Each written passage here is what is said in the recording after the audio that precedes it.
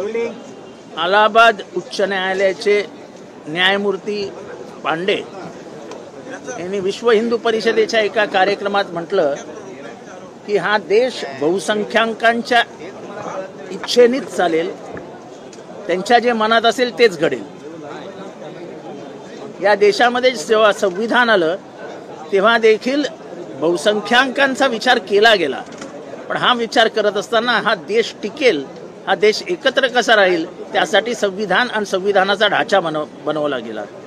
आज या मूळ संविधानाला आणि त्याच्या ढाच्यालाच चॅलेंज देण्यात आलेला आहे। एखादा न्यायाधीश जाऊन व्यासपीठावरनं म्हणू शकतो की हा देश बहुसंख्याकांच्या इच्छेप्रमाणे चालेल, याचा अर्थ तो संविधानाप्रमाणे चालणार नाही।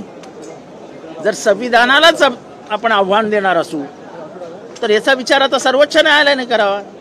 या राज्यातला प्रत्येक न्यायाधीश उठेल आणि संविधानावरती आव्हान निर्माण करेल, तसं टीकात्मक बोलेल, तर देश अराजकतेकडे निघून जाईल। बघूया आता सर्वोच्च न्यायालयाचे न्यायाधीश किंवा मुख्य न्यायमूर्ती ह्या जजच्या वक्तव्यावरती काय भूमिका घेतात। जर भारतातल्या जजेसचं समज झालं असेल तर मग विचार करण्यासारखी गोष्ट आहे। सर्वोच्च न्यायालयाने गांभीर्याने घेण्याची गोष्ट आहे। ही गोष्ट हवेत उडाली असं होता कामा नये।